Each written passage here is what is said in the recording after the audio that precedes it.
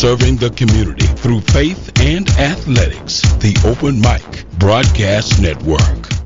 Good morning, everyone, and welcome to day 2 of the Cricket Wireless SWAC Football Virtual Media Days. Now with that, once again, we're happy to be joined, starting us off here on our virtual press conference, by head coach Vincent Dancy with Mississippi Valley State. Coach, if you could please, first off, good morning to you, and if you could please start us out with an opening statement about your outlook for the upcoming season. Good morning. Good morning. I look forward to the 2021 spring season. It's been some unprecedented times. We had a few guys here in the fall that we were able to work with. But it's great to get all the guys back in-house, got all the guys back Saturday, and just going through the phase 1 right now with the team and working those guys in so we can start meeting face-to-face. But look forward to the season. Got a great team coming back, and we look forward to playing Jackson State on January 27th. Our first question for today will go to James Verrett. Coach, first of all, dealing with the stoppage of play and pandemic, what was the lowest point for you and your staff, and what did you do to try to keep your players engaged during that time where you guys were apart and you did not know if this season would actually take place? I think the lowest point was just the uncertainty, not knowing when we have our guys, when will we have our guys back, and when will we be playing football again. But we stayed in contact with our guys over once Zoom came out. We stayed in contact with our guys, letting them know all the information that we knew, what was going on, keeping them updated on the upcoming season, and also the messages that were coming from the university. Coach, also, do you think on a positive note this could have been to your advantage to have more time to work on your team's mindset going into this unprecedented season?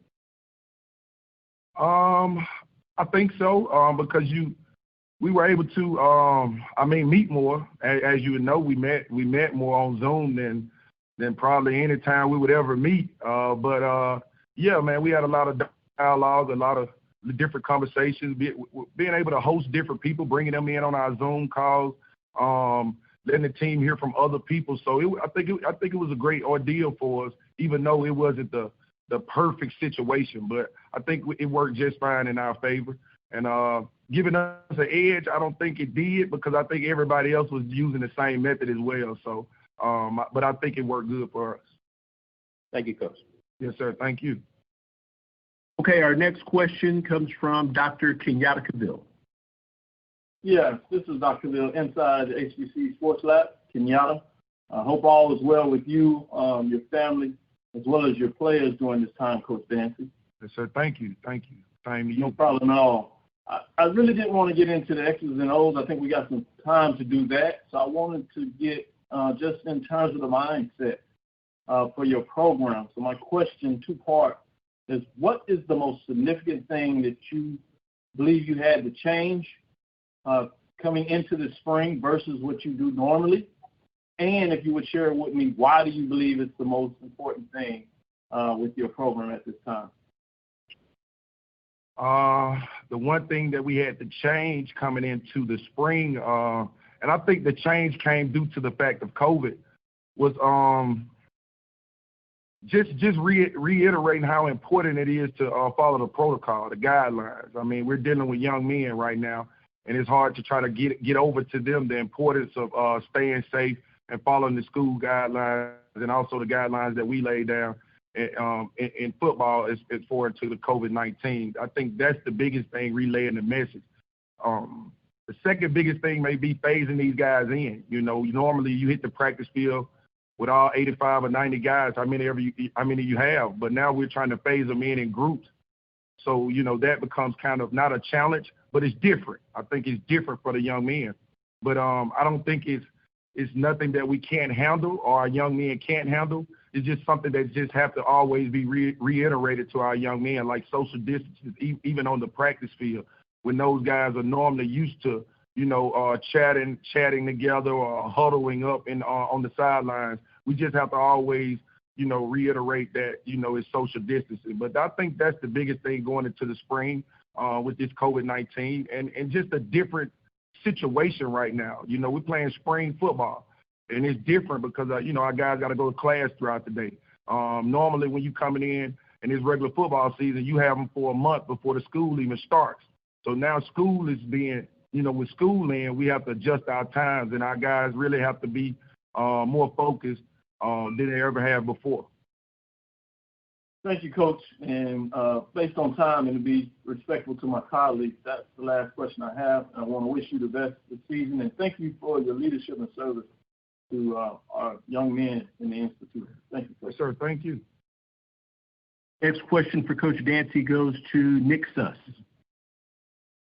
Coach, obviously there's been a lot more attention on SWAC schools in Mississippi this offseason, and you talk about opening up with Jackson State. Just how has the effect of having Deion at that school kind of trickled into how you guys are preparing and just the attention coming to schools like yours in Mississippi? I don't think it changed. Our preparation changed. I've been in this conference for a long time, 13 years, man. We've been had great coaches in this conference. It's been a competitive conference. But I think what Deion has done is raised the standard of this conference. I think all eyes will be on this conference now. People who hasn't paid attention to the conference or may have never watched a SWAC game will be watching now. And I think all of our young men know that. You know, that we don't talk about it. We don't talk about what goes on at another institution because we have a lot to worry about at our own. But I think our young men see it, and they're ready for the challenge. And I think it brings a lot of excitement to this conference.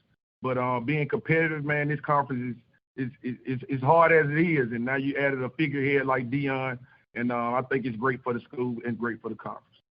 You talk about it being great for the conference. Just to follow up, what does it do for the league when you have this extra exposure? Man, like I said, it gives you eyes that has never been seen before. I mean, of course, everybody wants to follow Deion and know what's going on. So, of course, you know, them watching Deion, they get a chance to see your institution as well. So I'm very happy. Of course, we have them first game, so it's going to be a lot of eyes on them and a lot of eyes on us as well. So, like I said, it has brought some excitement and exposure to this conference. But all to say, man, this is a great conference. It's been a competitive conference, but we look forward to the challenge. Next question goes to Rashad Milligan. Hey, Coach, hope all is well. My question for you is just starting off, I know some coaches in the conference, they kind of like look at this spring season as maybe a little practice, an appetizer, so they don't give everything out before the fall season. How do you view this spring season? I view it as another season. We haven't played football in a year, you know, so of course it's the spring season, and it's the evaluation standpoint for us. It's a chance to understand we had a whole recruiting season last spring, and we didn't even see these guys even, you know, run around because COVID shut us down in March.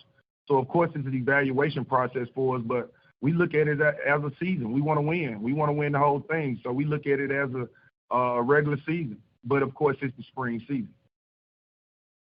And to follow up on that, you know, like what Nick was asking you about Deion coming into the state and stuff like that, with you having Lindsey Hunter as the basketball coach and Jerry Rice in your back pocket, did you hit up one of those guys like Jerry Rice, like, hey, you know, help us out? How was that? Well, man, you know, Jerry's going to help us out regardless. And, you know, Lindsey, I see him on a regular basis. So, you know, like I said, it's all fun. It's going to be fun, of course. But like I said, those guys bring exposure to this conference, including Lindsey. You know, he's brought exposure to this conference and brought new eyes to this conference, and that's what we all should love, because at the end of the day, it helps our young men, and that's what we want. Next question goes to James Hill. Coach Dancy, I hope you and the family are well. Talk about bringing the Mississippi Delta Devils fans in that region, 3 particular games in the spring this year. Excuse me, I didn't quite understand the question. You guys have 3 home games this season, and the fans in the Delta really love you guys. Talk about being able to provide them with football games in the spring. I think it's going to be great for the fans, and not only the fans, the community. they're dying for football. I don't know how will it be in the stadium, but I know just having football back, man, it's a big thing around, especially in the Delta, but not only in the Delta, but Mississippi. So I'm looking forward to having the fans, having the community pack the house if we can, and show them a different brand of Mississippi Valley State football. And finally, the rivalry games. You open up with J-State, and you also get a look at Alcorn this year. Talk about those particular rivalries.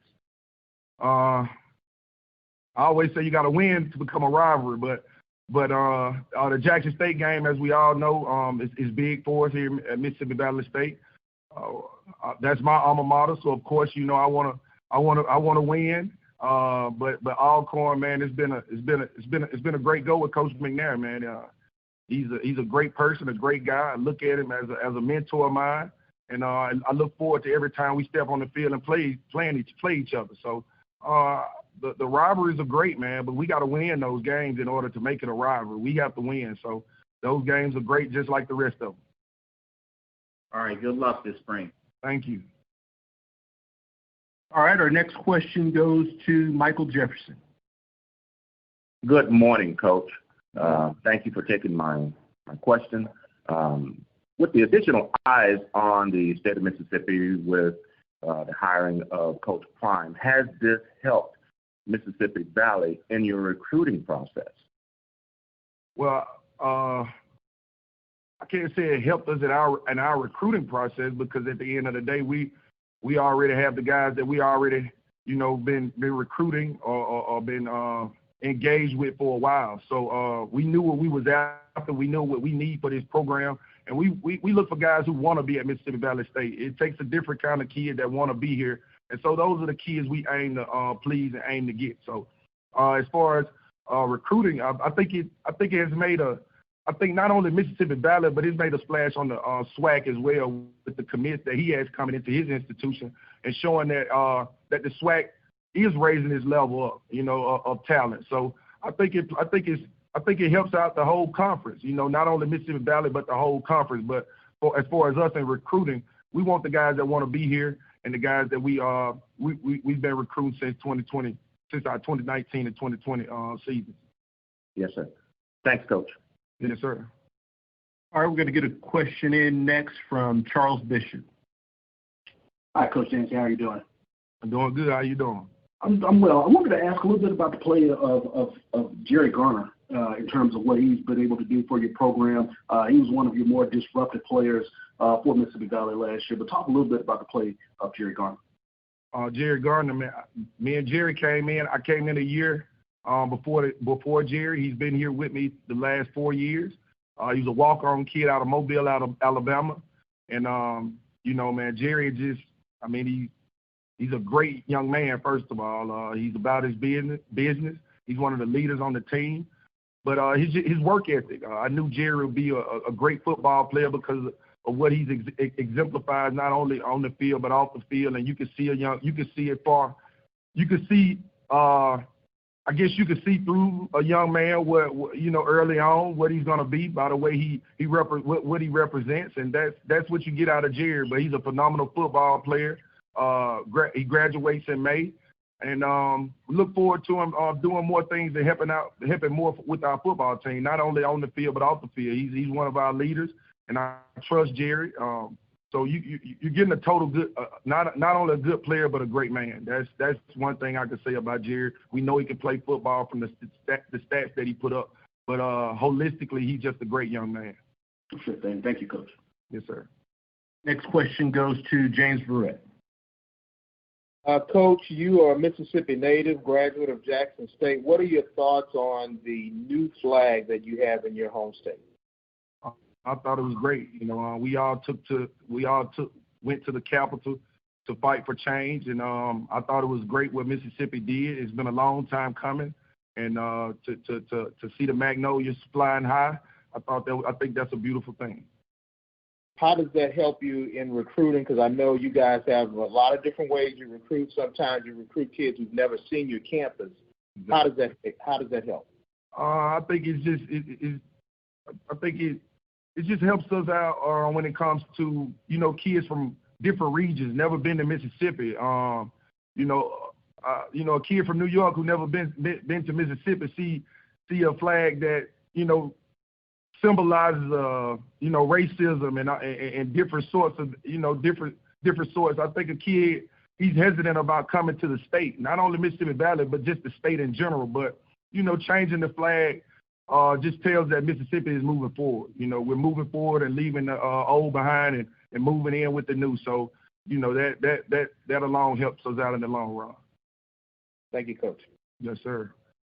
We do appreciate your time today, and we look forward to speaking with you later on the season. All right. Thank you, guys. Have a great one and stay blessed. Thank you. All right. And Coach Dooley, first and foremost, sir, thank you so much for taking some time out of your day to join us. And if you could please start us out by telling us a little bit about your outlook for the upcoming season. Yes. Well, first of all, thanks for having me, and good morning to all. The first thing I'd like to say, it's a great day to be a Panther. Get a chance to get opportunity now to bring these young men back. It's been some challenging times, but it's the same God that I know over 2,000 years ago. So I'm real grateful and thankful of what's going to take place, and we're looking forward to this upcoming season. We know it's new and different, but sometimes you have to make adjustments and move on. Appreciate that, Coach. We're going to open it up with a question from Mark Berman. Eric, how are you doing? I'm doing well, and you? Good to see you. How weird is this for you to be in this position where you're playing football in the spring? It's different, and it's different for everyone. That's the thing about it. It's not just different for Prairie View. It's different for everyone because of the pandemic that we're in. But, I welcome it because it gives us the opportunity now to play football. It's been a year, so we're excited and can't wait to get started. So it's different, but we make those adjustments and move on because we know, life is not going to always just go in order. Sometimes you got to make adjustments and move forward. How has it impacted your program now that you haven't played in a year? Well, that first game is going to tell you how much it impacts. But, I thought the assistant coaches, as well as myself, did a good job along with our administrative staff of keeping these guys together, making sure that, it wasn't all about football. It was about the mental state, how those young men were doing, how their families are doing, because, we faced some challenging times. So I thought we did a great job with the assistant coaches and communicating with the guys. How have y'all navigated through the pandemic? It's a new thing now, and I think it helps out a great deal. When you talk about Zoom now, that's a gold mine. Zoom, you can constantly meet, you can get all guys at one time, and, you can't ever be late now because you're right there at the presence of your own home. So I think it's been great for us because you miss the face-to-face because I'm a personable guy. I like to be around the guys and see their faces, but we made the adjustments, and I think it went well for us. What is your take on the impact Deion Sanders is having on the SWAC? And I know those questions are going to come about. I've been a part of this conference almost the early 80s. This conference has always been challenging, always have been exciting. It just adds more fuel to the fire right now. When I take a look at it, it's good. We welcome it as coaches, but there's always been some great things going on within this conference. And fortunate enough, I had the opportunity to see it as a player and now for over 20-plus years to see it as a coach. Thank you, sir. Thank you. All right, next we're going to get a question in from Rashad Milligan. Mark just asked my question. Thank you. Okay, appreciate it. All right, next up we'll get a question from Charles Bishop. Coach Dooley, how are you doing? I'm doing well. How are you? In recent years, Grambling and Southern, they've really had a stranglehold on the SWAC West, and now you have Alcorn moving over to the SWAC West. But by many accounts, you have 8, even maybe 9 returning starters on the defensive side of the ball. Is this the year that Prairie View really can make the breakthrough in the SWAC West? Oh, well, I'm going to that's a good question because I'm always going to think it's the year, regardless of what we have coming back. But I do feel good about the team that I'm returning. I think it's a great opportunity for us. Just going into our 3rd year, and I think we have set the standards at who we want to be and who we should become. So I feel good about the team, and now we're just ready to play football. All right, next up we have a question from Corey Diaz. Eric, my man, always good to see you. My pleasure. Eric, if you could just kind of touch a little bit on the Hardships on recruiting kids during a pandemic. What did you guys learn early on that you're going to have to adjust and do differently, and how you sort of assess and grade how it's been trying to recruit and sign kids when they can't get on campus and can't come and see you guys and visit the way we would normally recruit kids? How has it been so different for you guys? Well, it's different because now you don't get a chance to go out and see those young men. You don't get a chance to bring them in to let them see what you have to offer. But, the biggest thing that I said when this first took place, that's why you have to build relationships. You have to know these guys. You don't wait until these guys become great. You got to build that relationships when they are juniors. You got to know who they are. So when we're recruiting seniors, we understand who the juniors are. We understand who the sophomores are. And by showing our face and having relationships with different coaches, I wouldn't say it made it easier, but it wasn't as hard as it seemed to get to these guys. And the biggest thing, someone alluded to it earlier, we didn't have many spots to fill, so it wasn't a big hole to fill. So we got through it, and I thought our assistant coaches did a great job of communicating with the coaches and knowing the guys that we needed to get in that would help our program to be a better program. And Eric, as a quick follow-up, I think another big topic this offseason, not only for FCS schools and SWAC schools, but I think for every school around the country is roster management. How are you and your staff approaching roster management with kids getting an extra year of eligibility, seniors having the possibility of coming back next year and having another senior year? How are you guys sort of circumventing, not having too many kids or trying to fill all your spots? That's huge right there with that question you just asked, and now you got to re-recruit your players that you have already because of the guys that got an opportunity to come back. But I told those young men as we go, and I tell them that all the time, so they understand my philosophy behind it. I tell those guys every day of your life be on the interview, so they understand that situation right there. So now this process that we're going through. We're building these young men to be successful regardless of what. So the things that we're doing, we're going through this year, we're making sure that we give those young men a chance because those young men are seniors and no one foresee anything like this here happening. So, of course, we want to be true to those young men. So the possibility of those guys returning is great, but I guess I just won't say it right now. Thanks, Eric. Appreciate you. Thank you. Next up, we'll go to a question from James Hill. Coach, I hope you and your family are well these days. The season opens up at the Cotton Bowl. Talk a little bit about that game going in and what that game can mean. Wow, man, you start off. You got to start off right from the top right there. We're talking about one of the storybook programs that's been doing exceptionally well since Coach Fobb's been there as well. So we know it's challenging, but, the thing is right now, I think that has taken place throughout the whole conference. It doesn't matter who you play. It's going to be a challenging schedule. Guys have gotten each university has gotten better. So it's a competitive league, and we look forward to it. It's going to be tough, but we look forward to the challenge, and that's the game. That's how the schedule lies, so we got to play it. Coach Dooley, the transfer portal, how has that changed the game, so to speak? It has changed the game tremendously, but when I look at the things that I like to do, I like to develop individuals.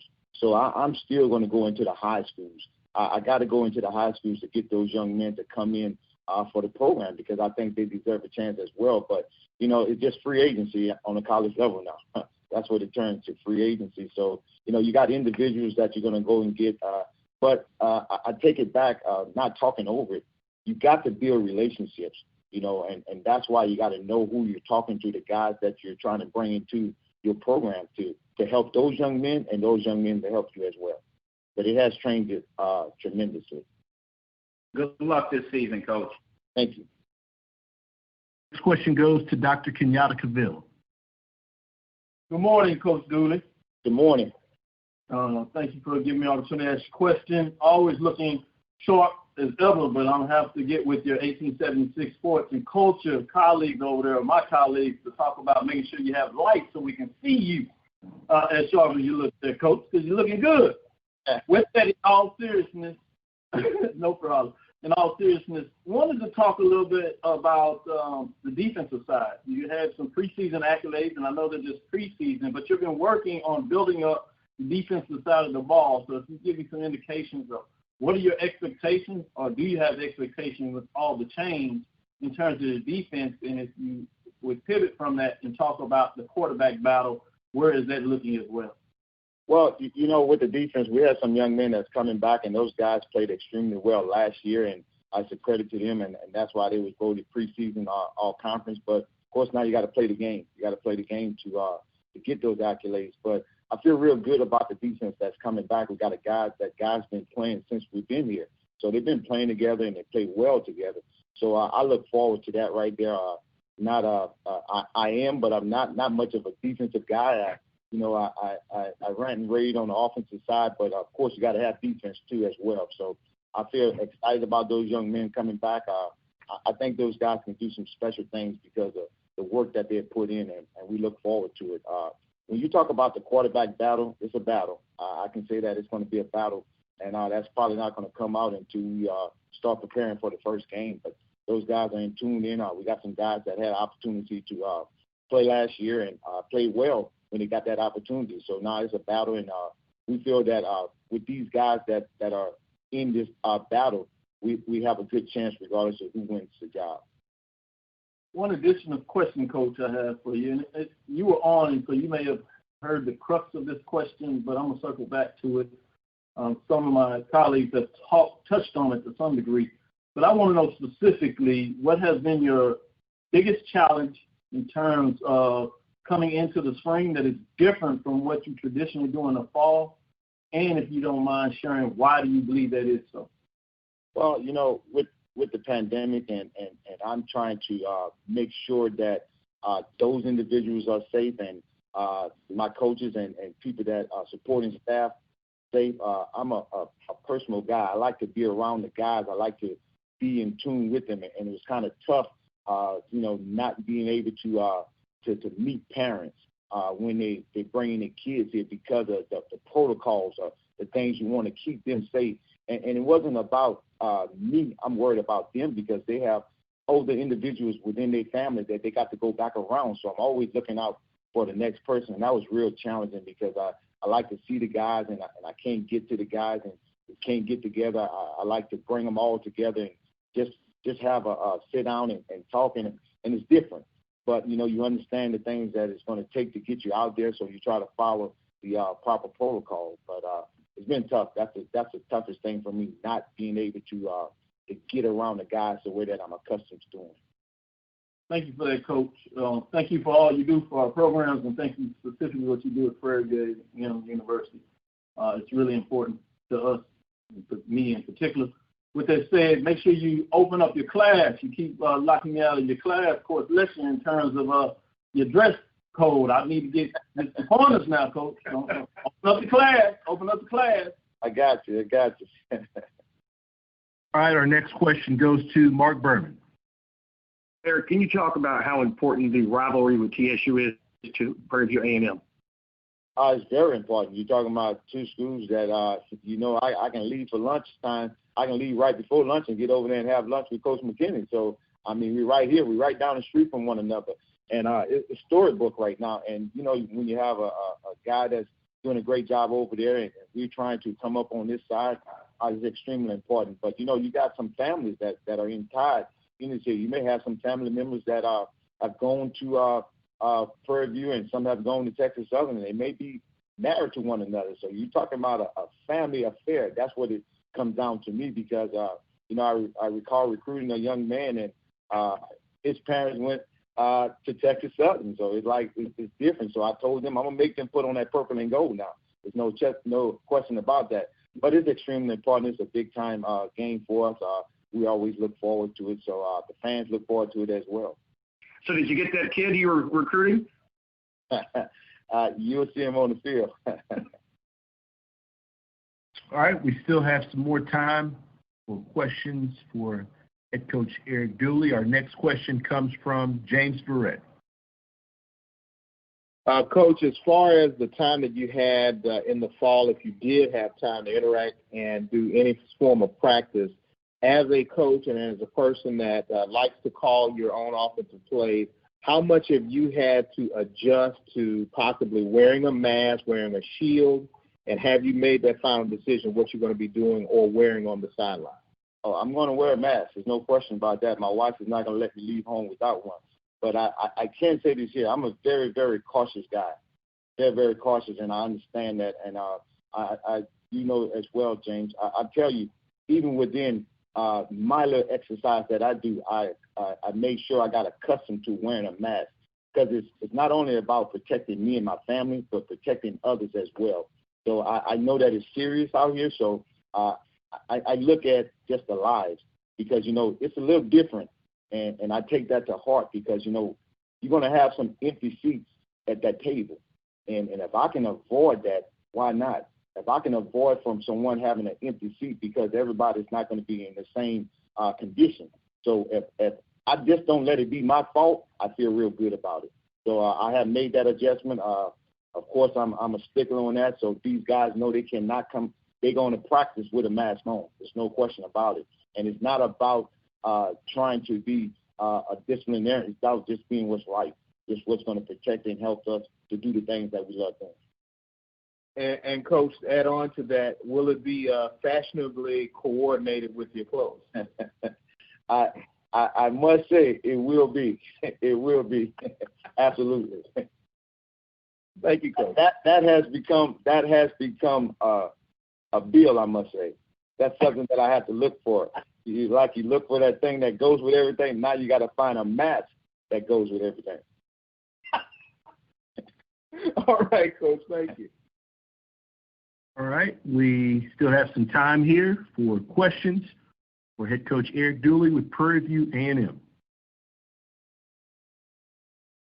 All right. We have a question coming from Corey Diaz.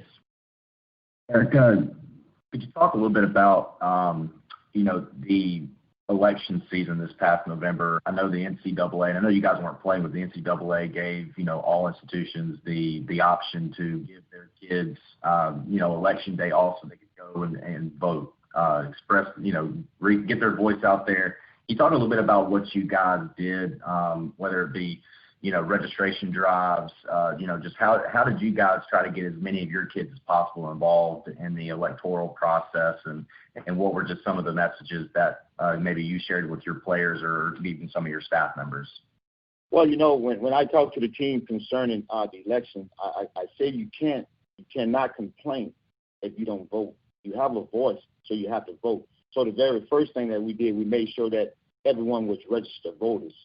And then once we did that, then we got some pods of groups, and we got those guys to go over because we had the ability to vote right here in our NSC. So we took the group, each group guys to go over to vote personally as coaches, and we walked them over. We had them meeting at certain times, and we went throughout the whole day to make sure that they voiced they vote. And I thought it went well because we had pretty much, I would say, almost the majority. Well, it was the majority of the team. The only ones that did not go that had opportunity to do the voting, absentee voting at home. So pretty much the whole team did take care of that. All right. Our next question comes from James Hill.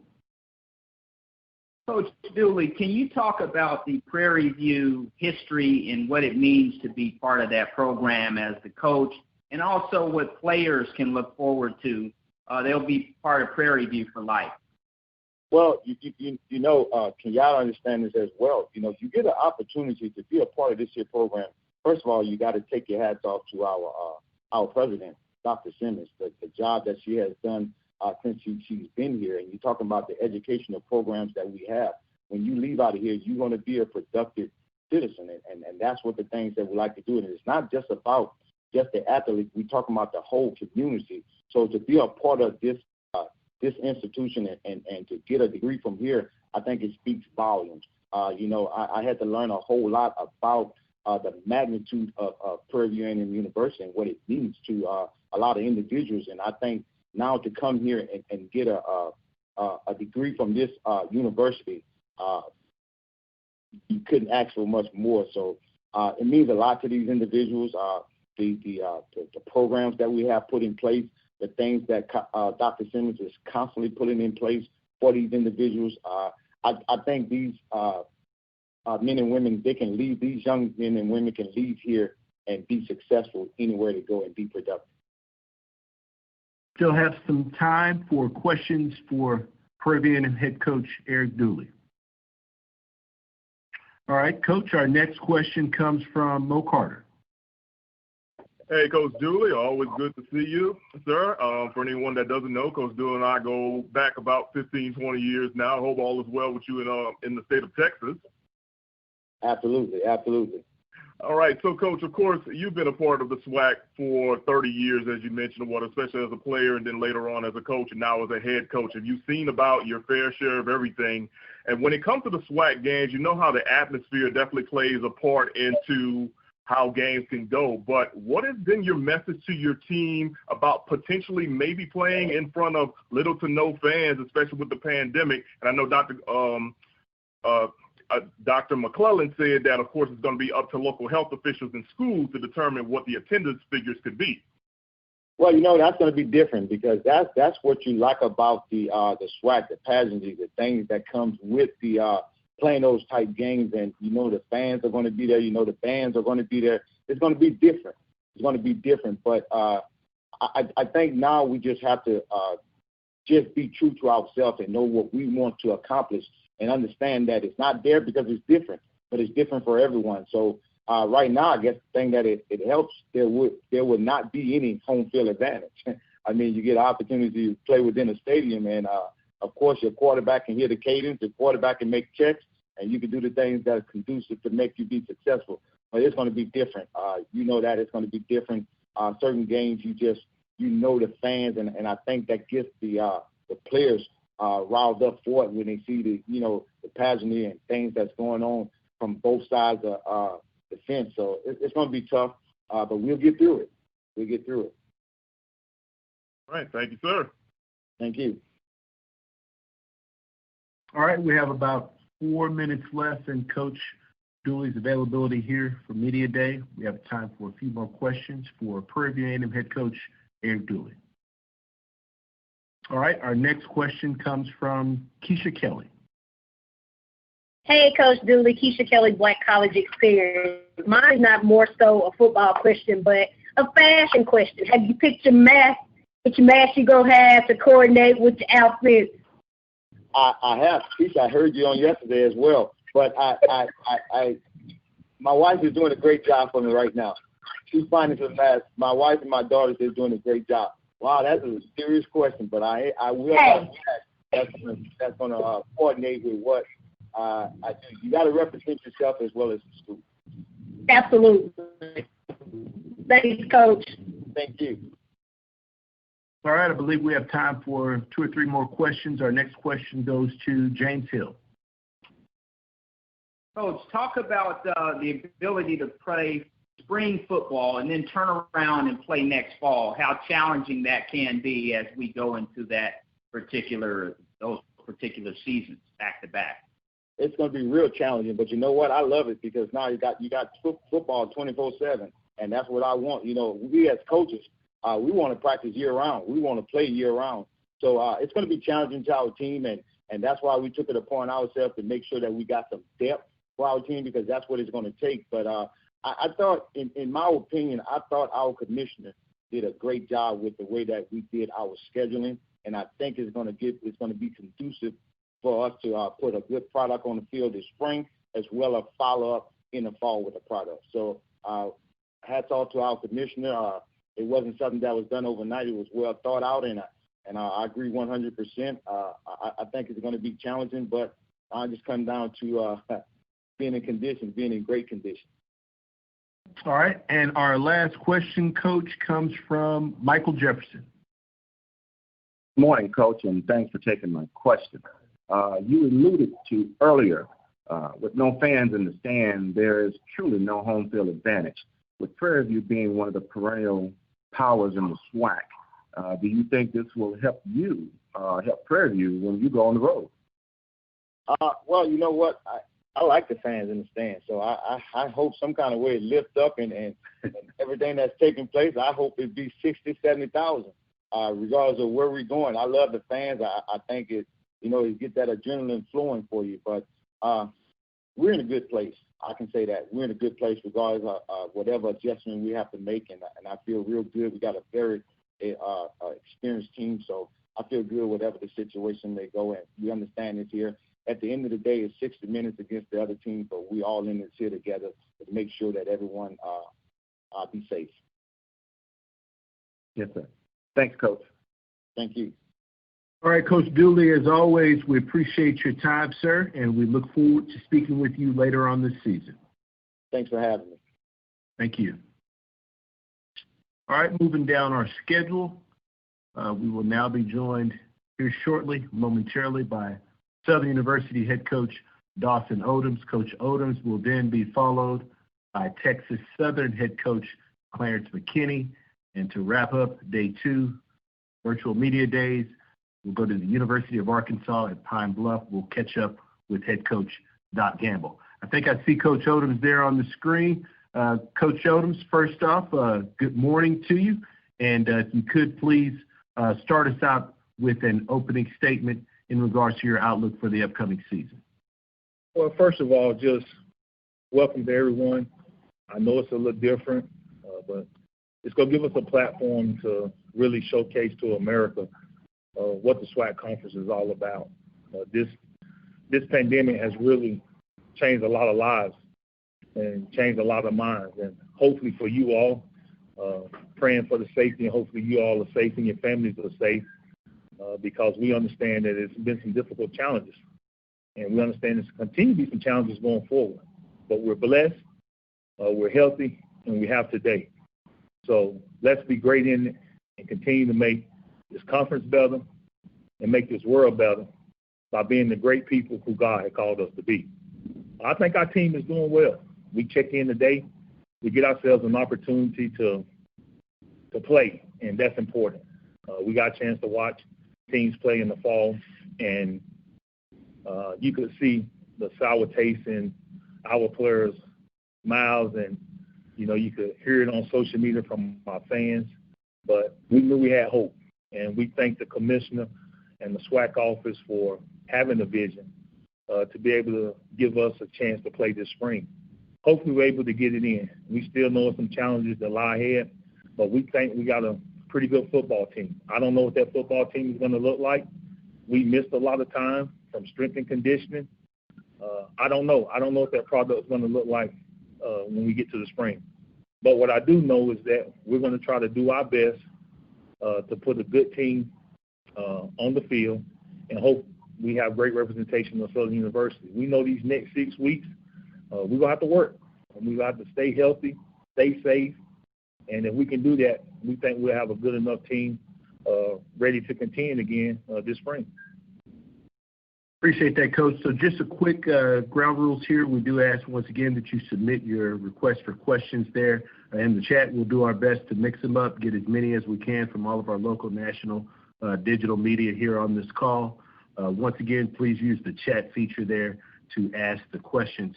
So with that being said, we will open it up for questions for Coach Odoms, and we will start off with Jim Kleinpeter. Jim, I believe you might be on mute there. Yes, sir. Hey, Coach.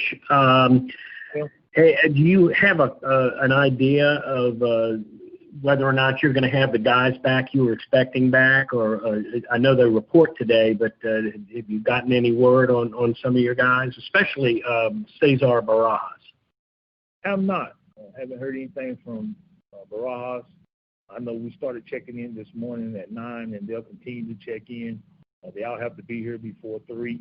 They'll get settled in. We got a team meeting tonight, and once we go through the roster, we'll find out who's here. He has not reached out to me, Jim, so as of today, I'm still under the impression that he may or may not return. But as we get closer to camp, school starts Wednesday, so we'll know more definitely by the time school starts. Do you get a feel or do you have an expectation based on what you saw in the 7 or 8 practices you were able to have back before the kids left for the holidays? Do you have some kind of a feel for what you may have coming back?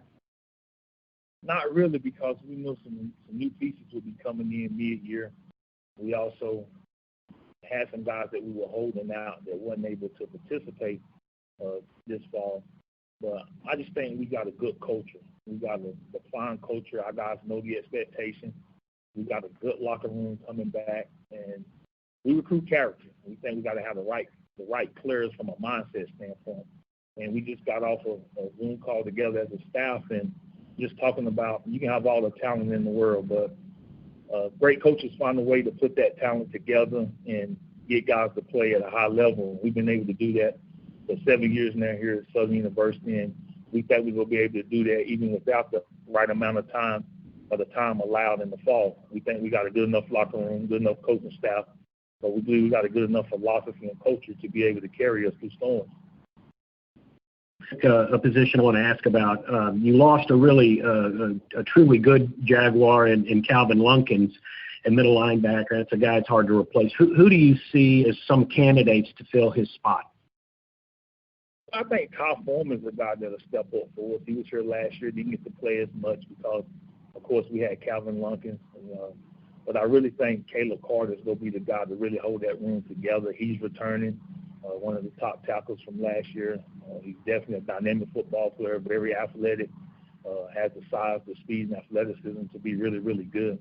But I think it's all about the room. I think we're going to do it. We have some guys that are really, really good.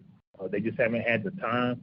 But they're going to have 6 weeks to show us what they can do. And hopefully when we get to kickoff for that first game, these guys will be mentally and physically ready to go compete at a high level.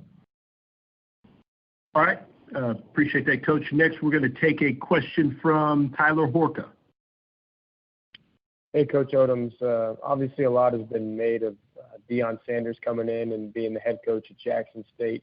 I'm just curious what you think it's done for not only Jackson State, but HBCUs and the entire SWAC as a whole as well. Well, we're getting Southern University prepared to play this year, and I think that's what it's mostly about. I think when you look at our program and you look at it from top to bottom, I think we got some very good players. I think we got a good understanding of what we're trying to do. We got a good understanding of who we are. We returned some very good players on offense, defense, and probably need to come and check us out. I think we got a really good football team. All right, we're going to be mixing these questions up. Be sure to get everyone in here, so please be just attentive for your name when it's called. Next, we'll take a question from Brandon King. Yes, sir. Okay. Good morning, Coach. How you doing? Good morning, Mr. King. All right. I'm doing well.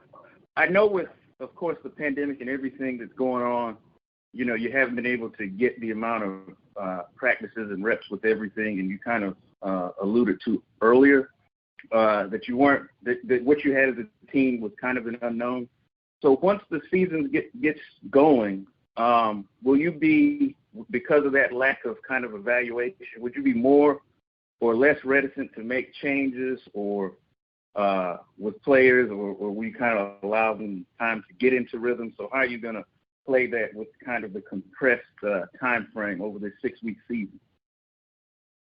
I think wisdom has to take over. I think you have to understand that leadership is always under attack when you're dealing with a crisis. If you don't really understand that, if you're not a man of war, don't really understand that, if they send our troops out there today without much warning, what are they going to hang their hat on? They're going to hang their hat on the training that led up to the days of this way before the time that they had to go to war. And I think that's what culture does for a football program. And you have to understand that as a coach. And we have a good understanding. We have a great plan in place. We're not going to reveal that plan, but we've been dotting our I's and crossing our T's, just trying to make sure that we understand internally what is it going to take for us to put a good football team together over the next 6 weeks. And that comes from leadership. That comes from understanding the makeup of your team. That comes from understanding how you go put this puzzle together. That comes from understanding that you're going to be missing some components. You don't know when you're going to miss them, but you know that through contact tracing, through testing, you could be without players. So we've done dotted our I's and crossed our T's with our plan from start to finish. We've done our research by talking to other teams that played in the fall. Monetarily, we're not able to do what some of those teams were able to do in order to keep their team safe.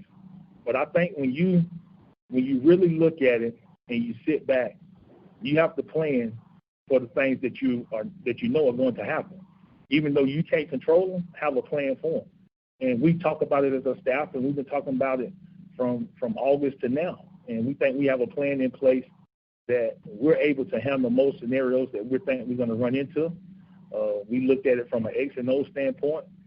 We're going to adapt it to what we need to do and how we need to go about doing it. And I think if our players and our coaches execute that plan, we're going to have a chance to be very successful. All right. Thanks, Coach. Good luck. Thank you. Next question goes to Mo Carter.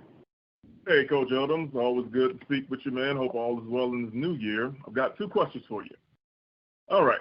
The first one, of course, Coach Berry had done a good job with your offense, but he left to become a head coach at another school, and you now have a new offensive coordinator. Can you kind of give us a sense of what, your offense will kind of look like for this upcoming spring? Sure. Thank you, Carter. Congrats to you, too, man. I've been seeing some stuff on social media. Thank you.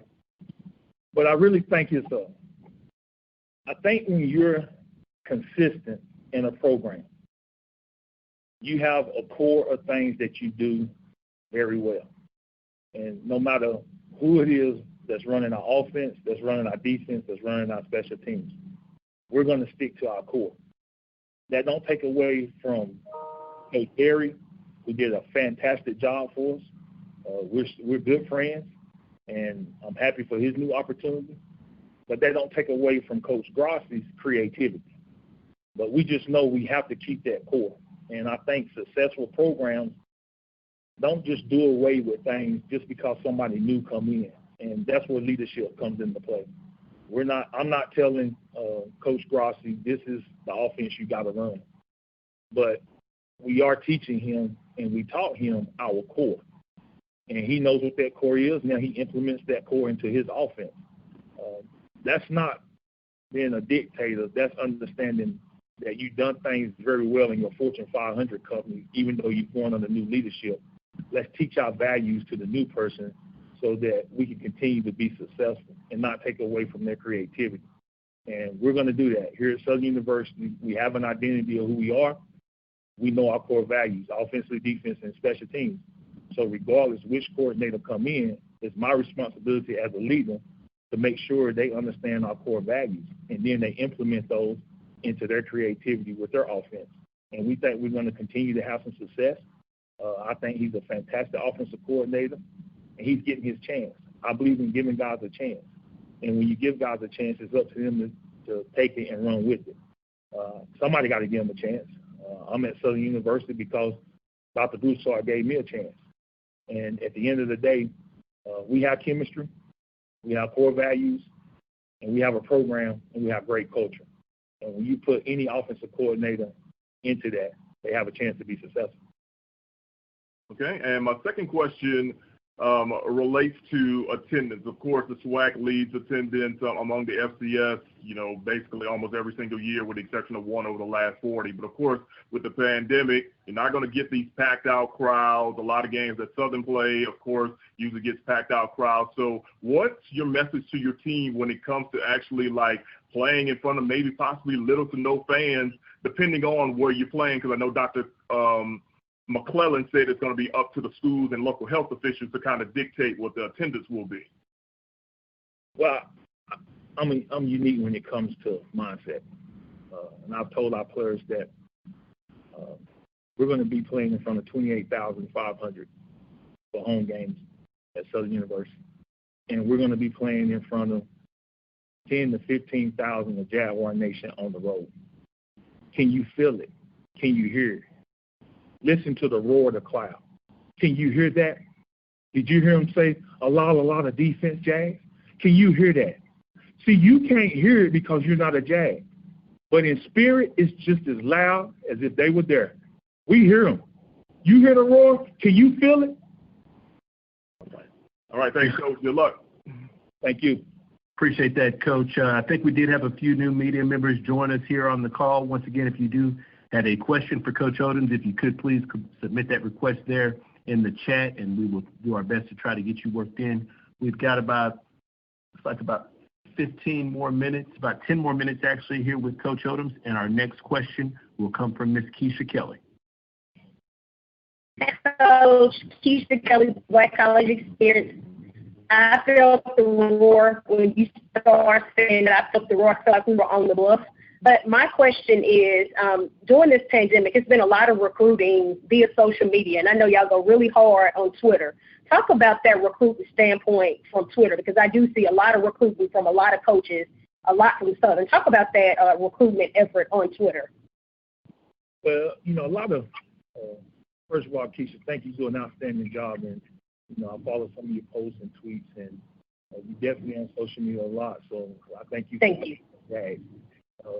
It's just another way to go into the living rooms of the young men that you're trying to recruit. I think it's an outlet, it's a platform to give us a chance to sell our program. We're not able to go face-to-face with guys, especially, you know, with the NCAA keeping us in a dead period.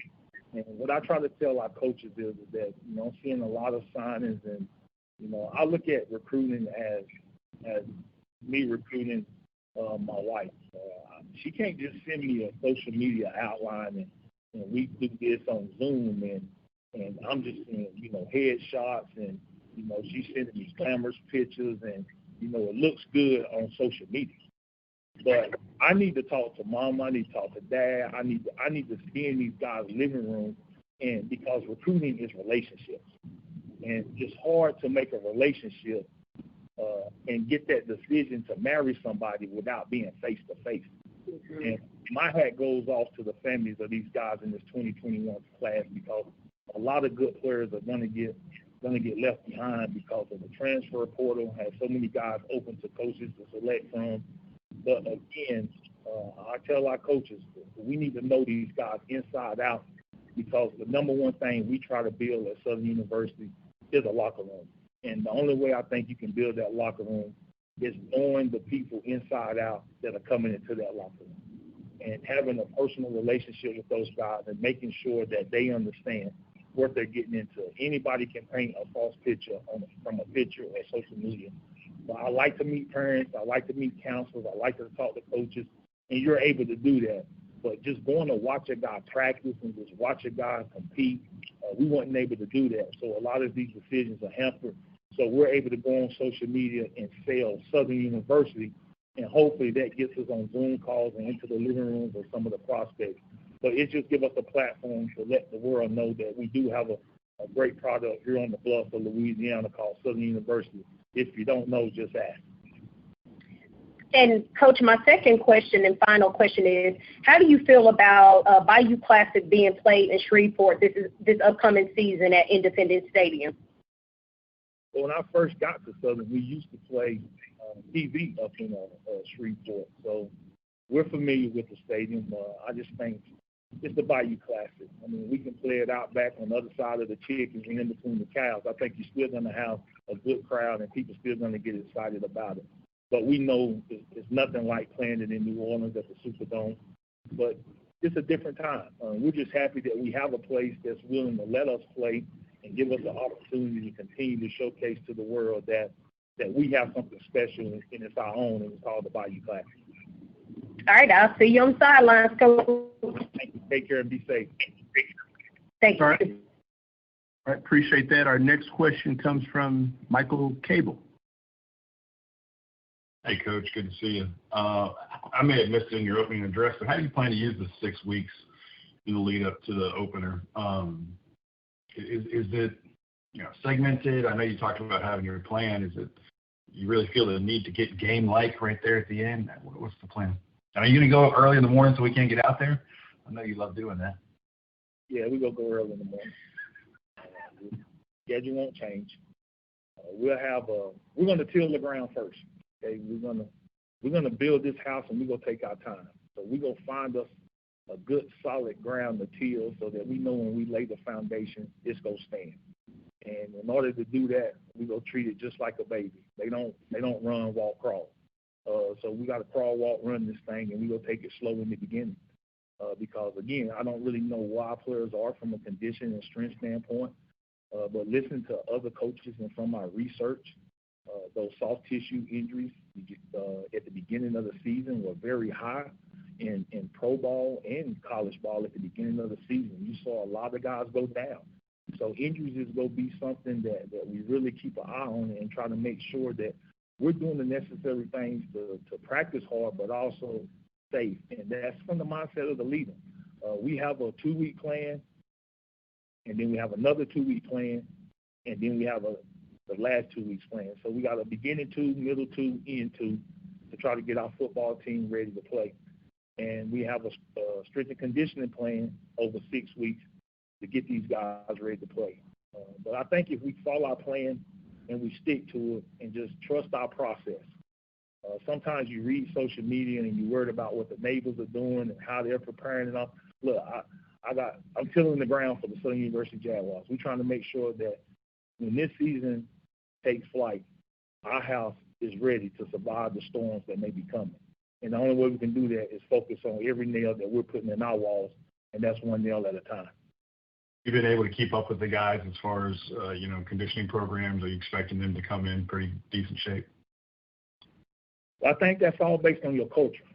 I gauge it by our big guys. I don't really worry about the little guys. If our big guys, I haven't seen any of them, if I can look at them and see that they look close to what they looked like when they left, and then I put them on the scales, and that scale confirmed that they look like what they did when they left. If that scale goes to an end and it just back and forth and don't move, we got some issues. But if that scale is at the weight that we targeted when we left and told them that's where they need to be when they come back, the Jags are off to a great start.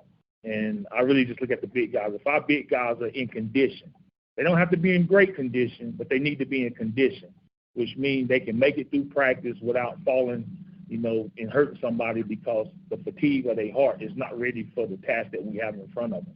But if they're in condition, I think we're off to a great start. All right, we have time for some more questions.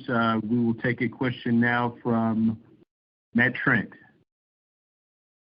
Hey, Coach. I kind of wanted to get your thoughts on just, your rivalry game with Jackson State, just the heightened intensity of that's going to be this year, and just Deion Sanders coming into the SWAC. And I know, especially for you guys, Jackson State last year had some issues with some plumbing over there. So, this year's game might be a little bit more intensified. Could you just speak to all that's surrounding that matchup with you guys this year?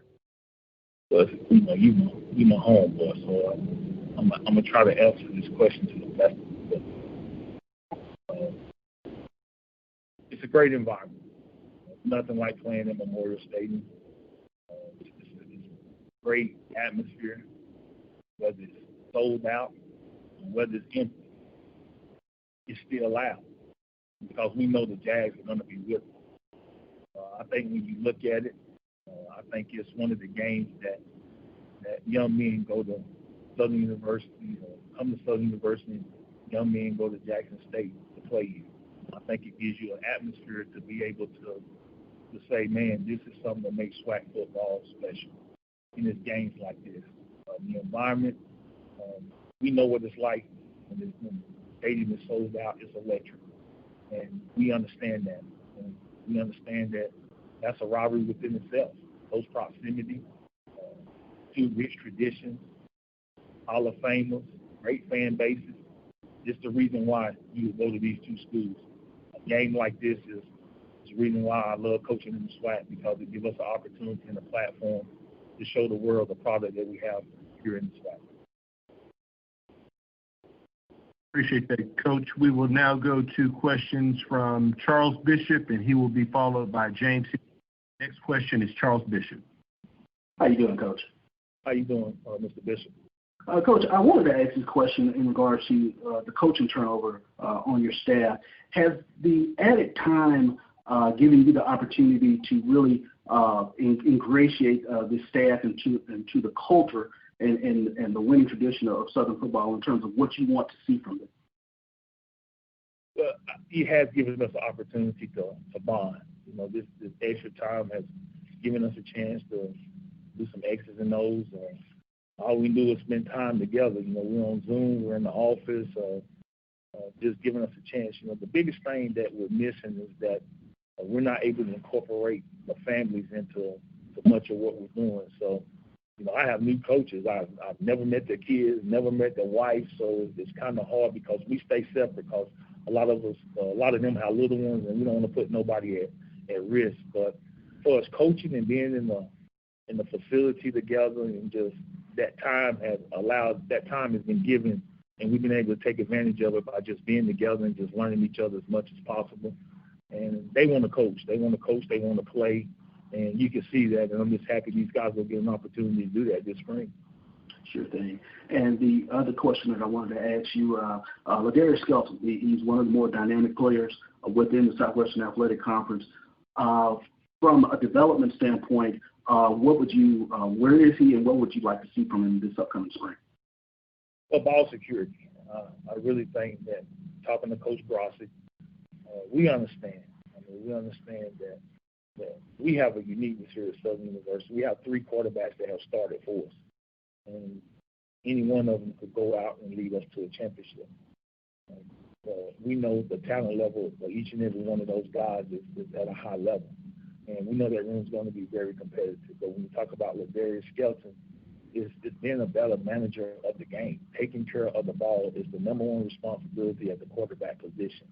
And if he can do that, the sky's the limit of how good of a quarterback he could be in this conference. And playing back-to-back semesters will really give him an opportunity to do some special things. He is as good as advertised. We know he's a dynamic runner. He's a very good passer. I think he's a better passer than give him credit for. But it's the ball security. The last game he played is the last game he's known for. And hopefully he comes in with the right mindset and the work ethic to erase the last game. And the only way you're going to do that is play better in your next game out.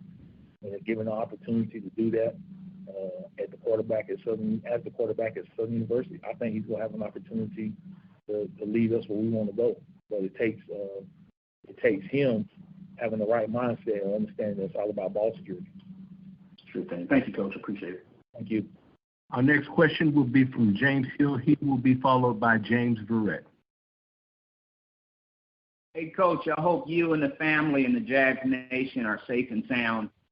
We see FAMU and also Bethune coming in to the SWAC. Talk about the addition of those programs coming over next year. I think it's great for our conference.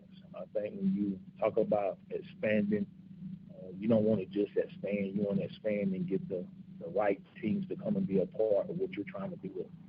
And here in the SWAC, we know that football is a product, and that product sells itself. So when you add the likes of Bethune-Cookman and FAMU, it gives us a chance to go into that Florida market and begin to shed some exposure in an area where we were not visible. So now we're able to go into Florida, play against FAMU, play against Bethune-Cookman. I used to work at Bethune-Cookman. Coach Sims does an outstanding job. Lynn Thompson is one of the best ADs around. So it's a good program. Corliss Fingers is their strength coach. She used to be my strength coach. So a lot of history with that program, great understanding. And they also have a very good classic that they play in. So I think we're bringing in 2 really good teams. And when you talk about tradition, FAMU has its own tradition. It's as high as anybody that we have in the SWAC. I think their fan base is just like most of the teams that are in the SWAC. They understand what it's like to cheer their team on the victory. And Coach Simmons, he was in the SWAC. We're good friends. We know each other. We communicate with each other. And I think we're welcoming in 2 teams that's going to help our conference to continue to grow and show the world how really good the SWAC really is. And finally, can you talk about how significant Southern Jags football is to the entire HBCU experience? Well, I think when you're talking about developing young men and you're talking about representation around the world, I think this is one of the programs that when you say HBCUs, people understand that is HBCUs, then is those that we consider the core. And when you talk about the blue and gold of Jaguar Nation, Southern University football, it's recognized around the world. We have many graduates, NFL players, Hall of Famers that have made this program what it is today. I'm just blessed and grateful that I was given an opportunity to be the head coach and be able to continue a legacy that was created way before me. I think when you talk about Southern University, you talk about Mumford, you talk about Pete Richardson, Aeneas Williams, Mel Blunt, Tombstone, you talk about Ken Ellis, you talk about some greats, Carmichael, and the list is long, you can't list everybody, but everybody from Southern University understand that we have a product that the world know about, and we're grateful that the SWAC give us the opportunity to put that on display for the world to see. Thank you, Coach. Stay safe. Thank you. All right, our final question for Coach Odoms for today will come from James Verrett. Coach, hopefully all is well with you.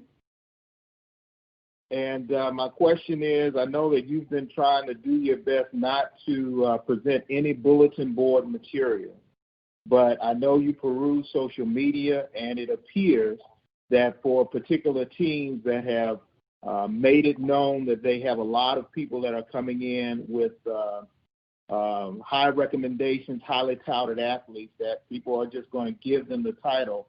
What do you say to those people who are casual fans who think that that team that is a couple hours north is just going to walk in and walk away with the title and just dominate the conference? I mean, I think expectations are created. I think it's energy. I think this is going on my 8th year in the conference, and we'll be putting out a graphic. I mean, I don't know. It's probably the 30th head coach in the conference that I'll be facing. So, I mean, I think those expectations are created. And me, I'm a humble guy. I believe that what somebody else is doing in their program, that's solely on them. We don't talk about other programs.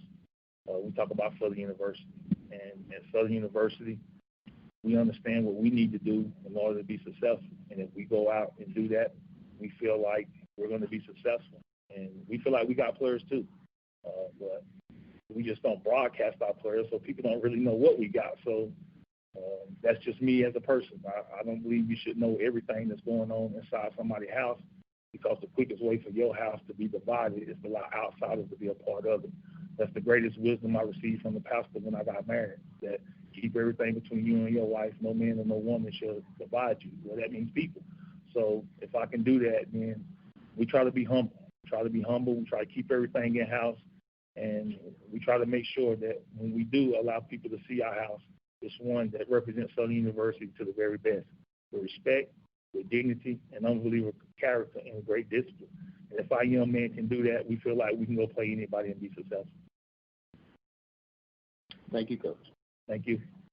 Coach Odoms, sir, we sincerely appreciate your time today here, and we look forward to speaking with you later this season. Always a pleasure. Thank you all. Be safe. God bless. Go Jags. Thank you. All right, we are a few minutes behind here, but we'll get caught up. We will now be joined by Texas Southern head coach Clint McKinney. And once again, we will ask if you are not speaking, if you could please mute those lines and until you're asking a question. I think I do see Coach McKinney here on the screen. So with that being said, Coach McKinney, first off, sir, good morning to you.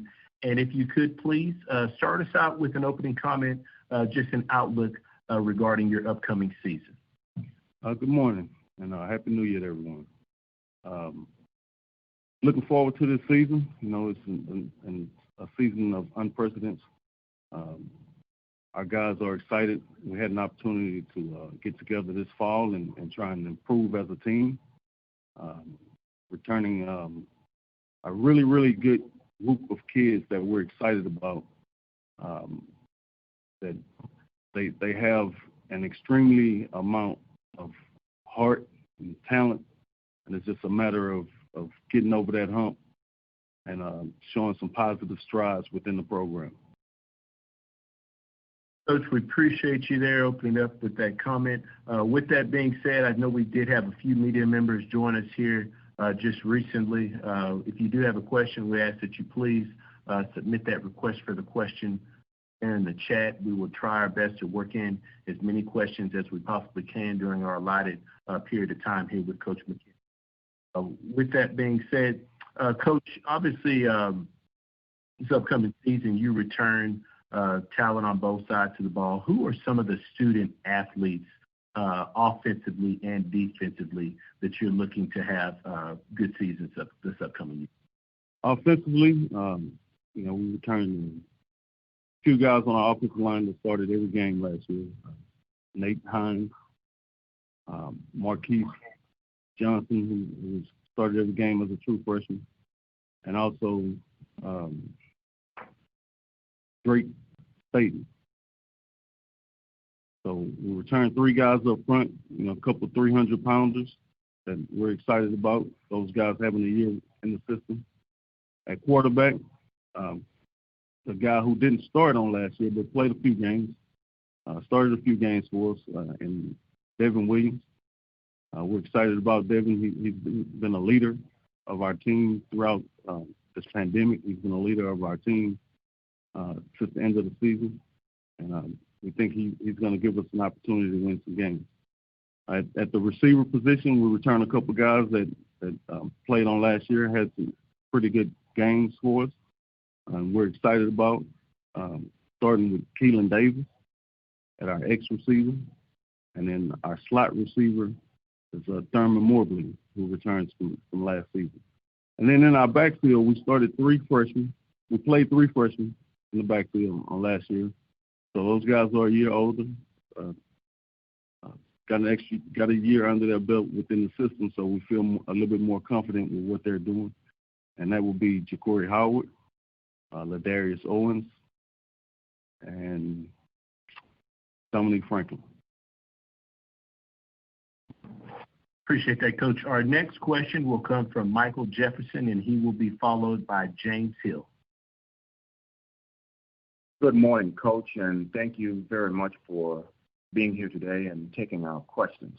My question to you, with all your returning starters coming back and with COVID-19 being such a challenge, how are you preparing your student athletes to be ready for this upcoming season? Well, we're following the COVID protocols that our healthcare people have put into place. But one of the things that we've been doing since, March, when we were sent home from spring ball, is we've had a lot of Zoom meetings and a lot of what we call virtual practices and getting our guys mentally prepared to understand what's been asked of them. And once we are able to get on the field, we should have less questions about what they're doing on each particular assignment. So we're talking about Zoom meetings 3-4 days a week. Well, with the physical aspect of the game, do you think your guys will be prepared? I understand all of the Zoom meetings that you're having, which is pretty much what everyone is doing across the SWAC and across the football spectrum. But in terms of Texas Southern, how do you feel about your guys being prepared for the games in the spring, since this is going to be entirely new for everyone? Right. Well, in the fall, we did have an opportunity to get together physically. Our guys came back to campus. We had an opportunity to train, and also we had a few days of fall ball, basically spring ball in the fall. And so we've had an opportunity to physically get together, and it's helped us tremendously. I think you lose some things over the Christmas holidays. It's been a couple months since the semester's ended, and it's just we're just getting back together on today, and we're hopefully we'll get started to get those guys back physically in condition and prepared to play this season. Excellent. Thanks, Coach, for your time and your answers. Right. Next question goes to James Hill. Hey, Coach, I hope you and the family are safe and sound. Talk about what you would like to see between now and between kickoff. As far as the team goes, you just want to see daily improvement. Yes, sir. You want to see, defensively, guys playing their assignment. So if you're an A-gap defender, we want to see you, maintaining the A-gap, no matter what the particular play is. We don't need guys not doing their assignment. So basically do your job and do it at a high level and help the team get better each day. Now, I don't know if you guys paid attention much to us last year, but we had a lot of injuries. And so we've focused on getting healthy, but those are things that we can't project as far as an injury goes. But we're returning some guys that we feel like can help us from that standpoint, just guys being available. The rivalries, talk about your rivalry. Talk a little bit about that. Of course, you got the one Labor Day Classic rivalry with Prairie. That's always a big deal for us. Excited, to have an opportunity to go against Coach Dooley. I think he does a great job. But our guys will be ready to roll when that time comes around. We got Southern on the road, which is going to be exciting. We played Southern in a neutral site on last year, so they'll have a little bit of a home field advantage. We'll be in their stadium. Excited about that. I think Coach Odom does a tremendous job. He gets his guys ready to play each and every week. And then the big one, home game for us this year will be bringing Grambling to Houston.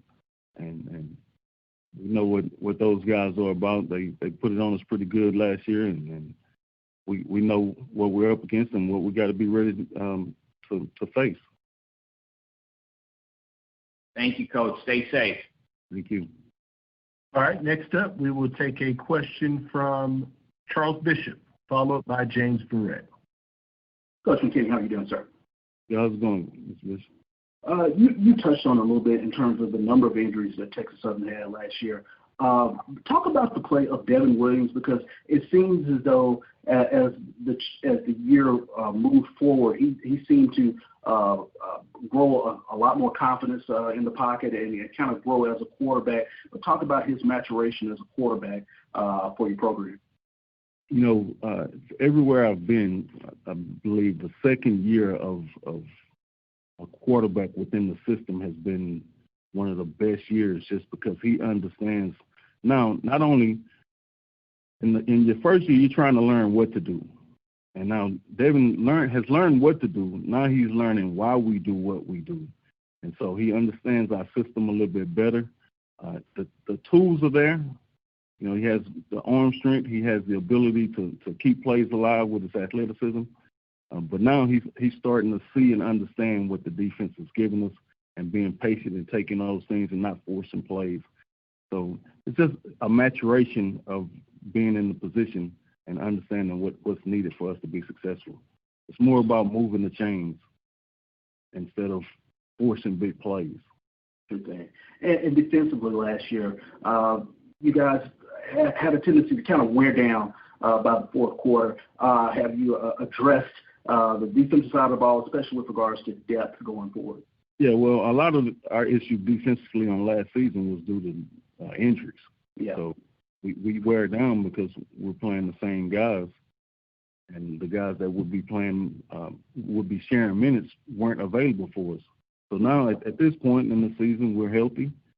So we don't foresee us having those issues early on, and hopefully we can stay that way. Sure thing. Thank you, Coach. Thank you. I appreciate that, Coach. Our next question goes to James Barrett. Coach, I know that your school was very active in trying to get as many students registered to vote and using their right to vote.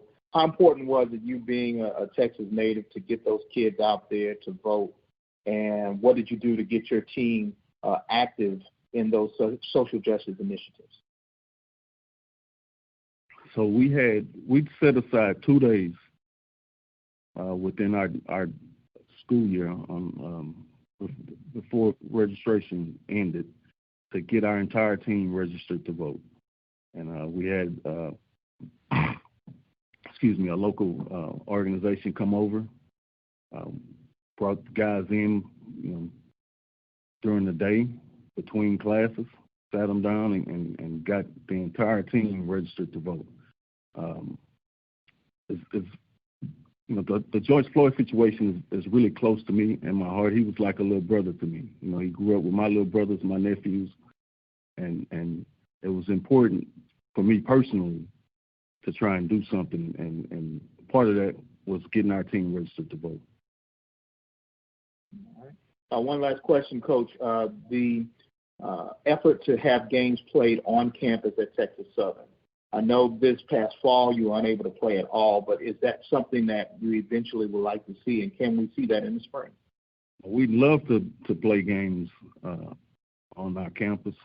We played one game last year on the campus. It was homecoming and great turnout. I think our alumni and our fans enjoyed the ability to go and tailgate in the parking lot and not leave the campus. But that's above my pay grade. So, if the powers that be see fit for us to play on campus, we love to have an opportunity to do those things. Thank you, Coach. All right, our next question comes from Dr. Kenyatta Cavill. Hey, Coach McKinney. Good to see you. Good, Doc. I'm glad to see you safe.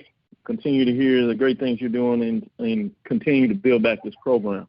I wanted to ask the overall type of question in terms of question I've been asking for all the coaches, to be straightforward with you, which is in terms of what is your biggest overall challenge that is different coming into the spring season than what you have done in the fall, and why do you consider it to be such a big challenge?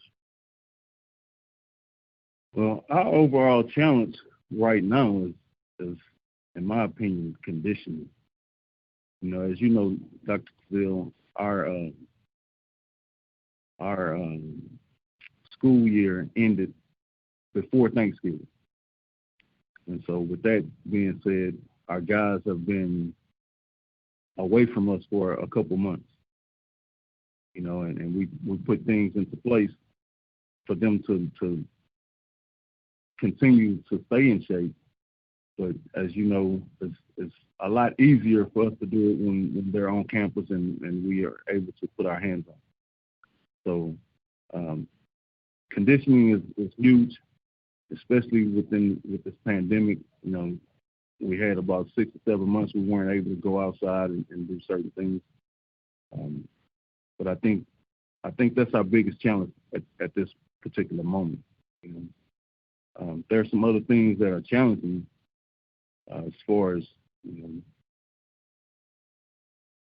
the health of our student athletes, the knowledge of what they should know at this state in the season, what we'd like for them to know, being prepared for the season.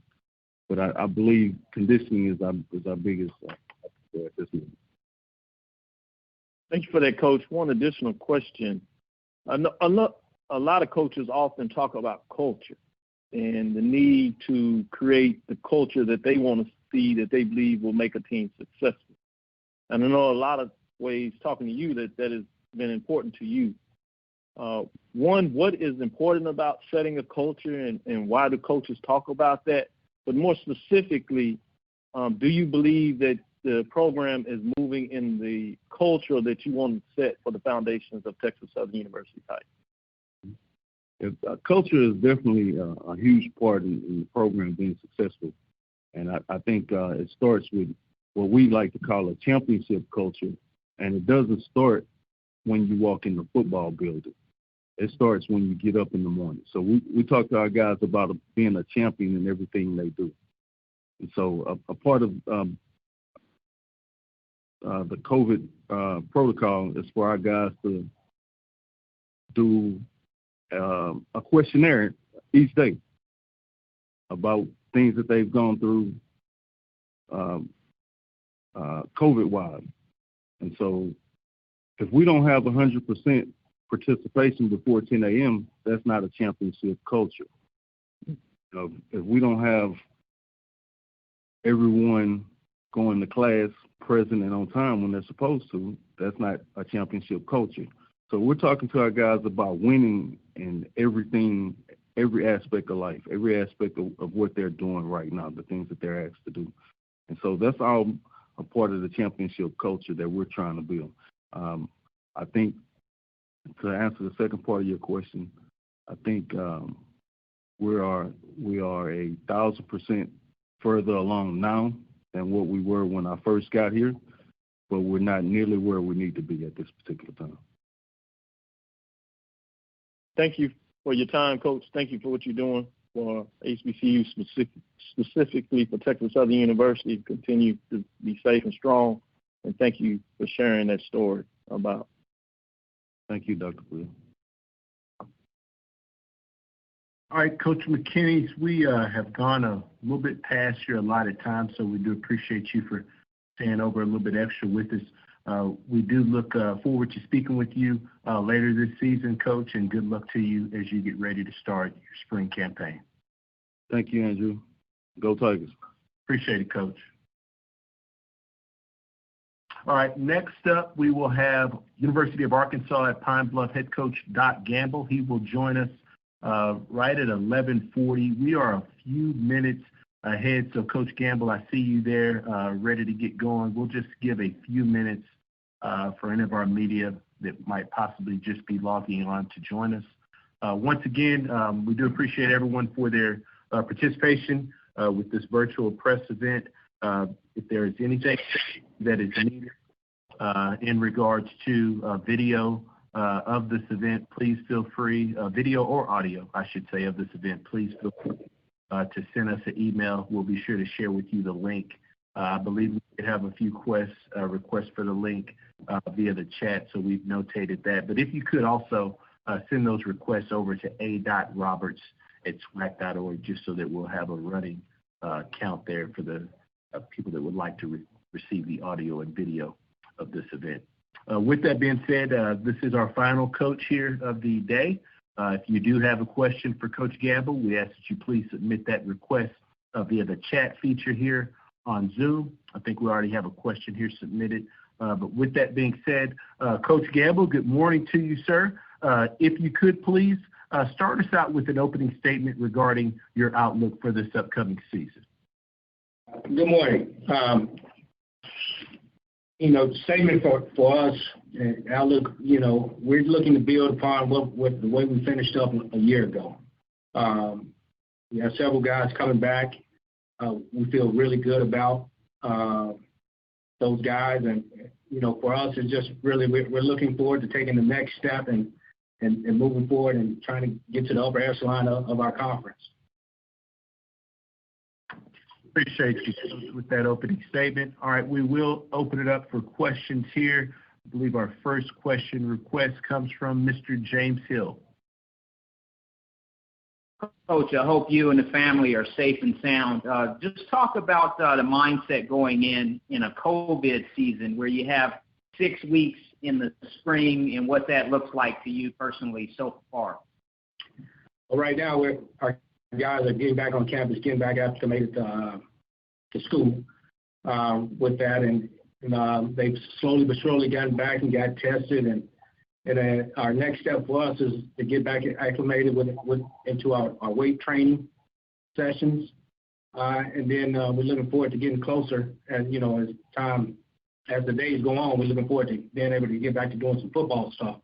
But right now the transition has been good. The guys have come back. They've been eager. We haven't did anything mandatory with them yet, and you can see them running around campus already with football in hand and throwing it around all over the parking lots and things like that. So it's the excitement is there, and with us, our student athletes. Talk about a quick turnaround. You play spring football for 6-week schedule, and then you turn around and you play in the fall? Yeah, for us, that's the biggest thing is going to be management of, how we do. It's not even going to be a traditional training camp, where you do a lot of banging. For us, it's about being healthy and getting healthy and getting to the next day. So we're going to modify, you definitely, you got to block and tackle, but it's just how much of that we're going to be able to do during the season. We got to prepare for each week, of course, and each week is going to be a grind, but, you got to also think about down the road as well. Once the season is over, how fast we'll be able to get back to, training again and getting those guys up and ready for the fall season. So those are some discussions we've had already. Just looking at modifying the way we have practiced in the past. That's going to best benefit our kids. For us, really, right now is to get them the game day, get everybody the game day. Thank you, Coach. Stay safe. All right, our next question for Coach Campbell is from Michael Jefferson. Good morning, Coach, and thank you very much for taking the time to answer our questions. You mentioned being able to continue with the trend that UAPB has been on. In 2018, you went 2-9. The team went 2-9. Last year, you went 6-5. And with this being your first season coming on, you mentioned being able to continue that trend. So how do you foresee with the upcoming season, even though it's shortened for spring, with just 6 games here, how do you see your conditioning and preparing the players to get ready for just these 6 games in the spring? Well, we were able to give those guys, we had to kind of treat the fall and over this Christmas break, we had to stress to the guys, you can't wait till you get back to start trying to build your body. If they went and did that, then it's going to be too late. Hopefully they've done some things on their own, in which we provided, workout packets and all that. But, with COVID and places, finding facilities to be able to do some things, those were some challenges with some of those guys. But as some things were opening up, the sense we got from our guys that a lot of them were taking that initiative, we got a lot of self-starter guys. So a lot of them were doing some things on their own, so we just got to see where they are once we're allowed to get back with them physically, to see where they are and where we are. And believe it or not, we won't have a lot of time to build those guys up. So hopefully we're already at a good enough level where we can go out and compete each week in and week out. Awesome. And I do have one additional question. With the addition of the new coach at Jackson State and all of the eyes that are currently on the SWAC conference, has that helped at all with the recruiting at UAPB? Well, for us, I think we've been recruiting pretty good for ourselves already. We have a benchmark, we got a standard that we're looking for in future student athletes, and we've done pretty well in recruiting. And we're going to continue to do pretty well in community in recruiting. Our staff does a really, really good job of evaluating, and we're going to continue to do that. So we have our own unique situation, and it's really, really been good for us, and we're going to continue to build upon it. Awesome. All right. Thanks, Coach. All right. We next up have a question from James Verrett. Coach, how difficult was this for you personally to have to know that you'll be the head coach? You're trying to prepare for the season. The season is postponed, and you have to wait until the spring to get your opportunity to show your wares. And what can we expect to see, if anything, different from what we've seen in previous years from Arkansas Pine Bluff? What is your personal stamp on the program? Well, we have a saying around here, what has helped me, first and foremost, is I was a part of the last staff. I just got promoted from within. So that's helped with the transition for myself as well as with the kids. I'm not a new face coming in that these guys don't know. We had a great foundation already laid, and we got a good, really, really good, nowadays everybody talk about the culture. Our culture is really, really good. You know, for us, we have a saying around here, you know, you're always ready for a ready.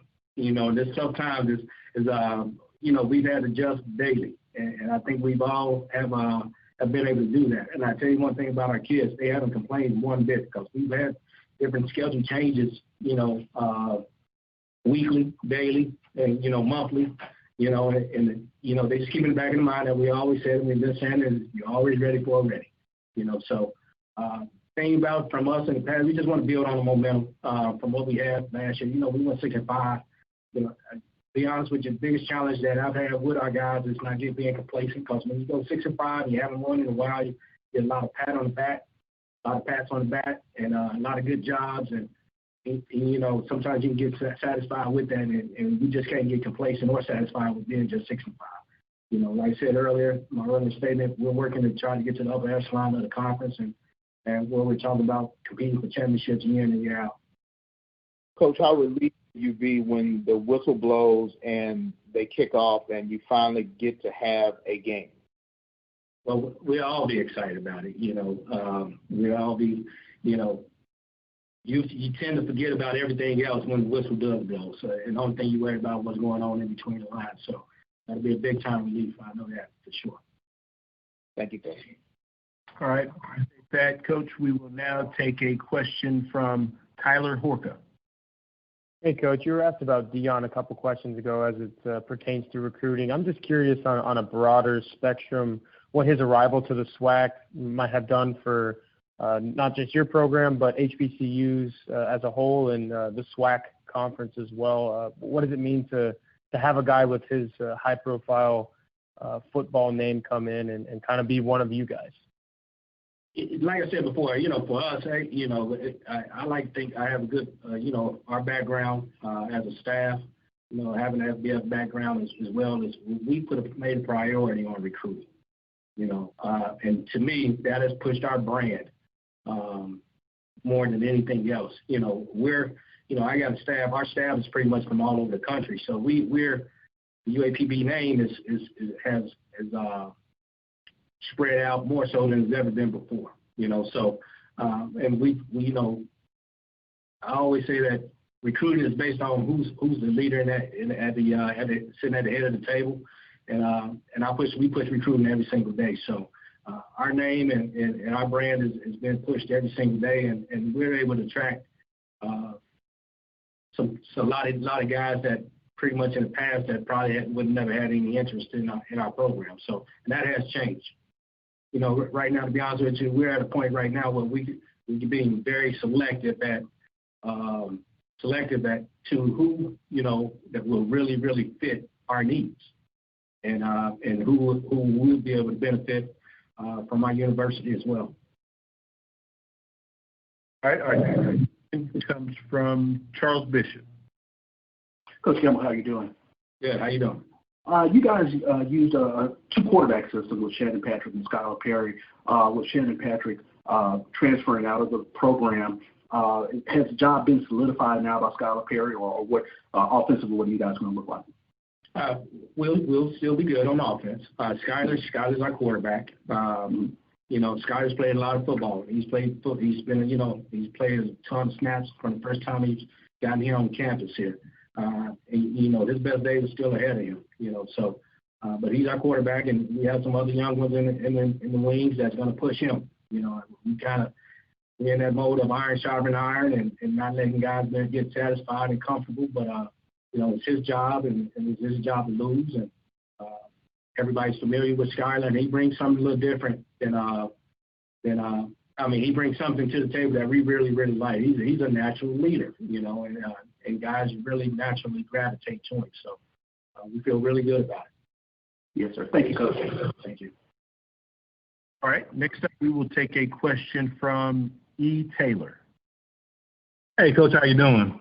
Good. How you doing? I'm making it, man. Kind of piggyback on the previous question. You guys have a lot back on offense, so you know Skylar had weapons to get the ball to. I know you all have lost Taylor Porter from last year at running back. Defensive, you guys have had some guys coming back as well. On that side of the ball in particular, what are you kind of looking forward to once you guys start practice? Defensively speaking, you know, it's just really taking it to another level for us and stepping it up. You know, we got a guy by the name of Paul Reeves. He's the guy that I always said he gets the defense going for us. When he's out there, it seems like we're playing a notch above than what we should be.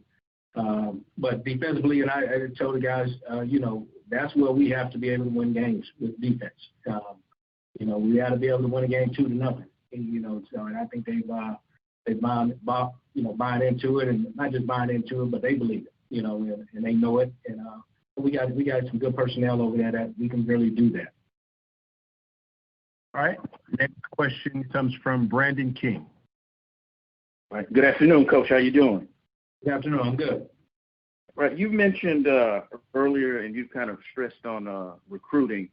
Now, are you looking at as you're trying to build your program back up? Obviously, you all are on the uptick. How is the transfer portal? Is that something that you're looking at in addition to your local and your high school recruiting? Or what role is that going to play as you try to continue to build the program back up? We shake the bushes for the best of the best. You know, so we have looked at the portal. You know, and everybody has a reason for being in the portal.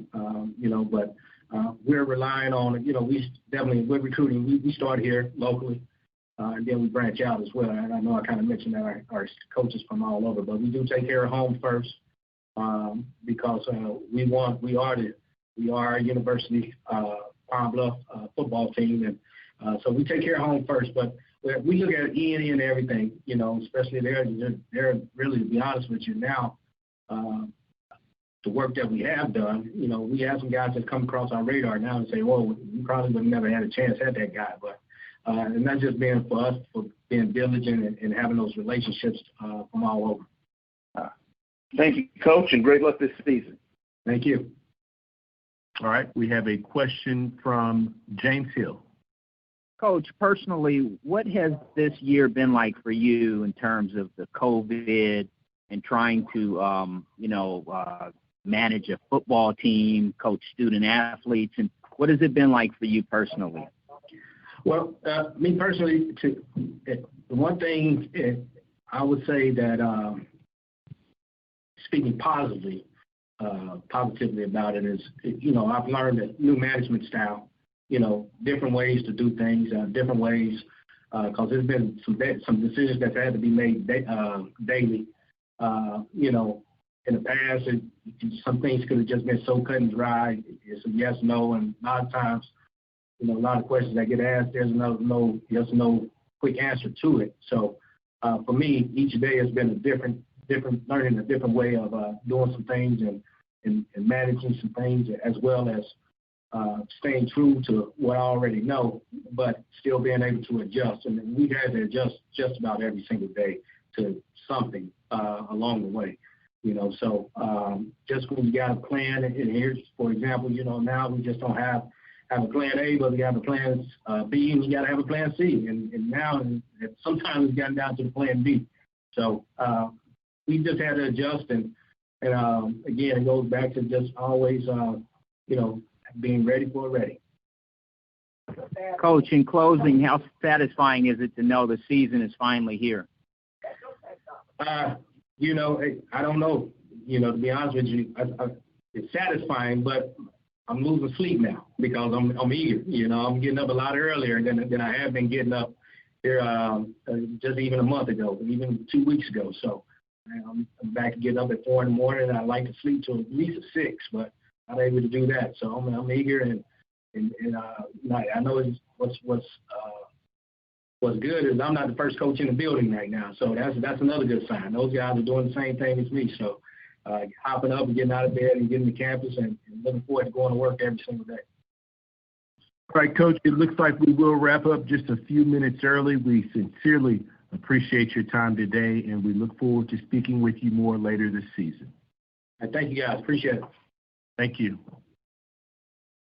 All right, so that will wrap up day 2 of SWAC Football Virtual Media Day. We do, once again, like to thank all of our media members who took time out of your schedules here to join us over the course of today as well as yesterday.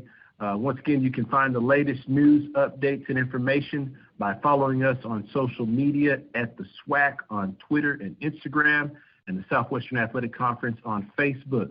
You can visit us online at www.swac.org, and any media requests or inquiries for the office can be sent to a.roberts@swac.org. Once again, thank you all so much for joining us today. Look forward to seeing you hopefully at some point in person again later this season. Serving the community through faith and athletics, the Open Mic Broadcast Network.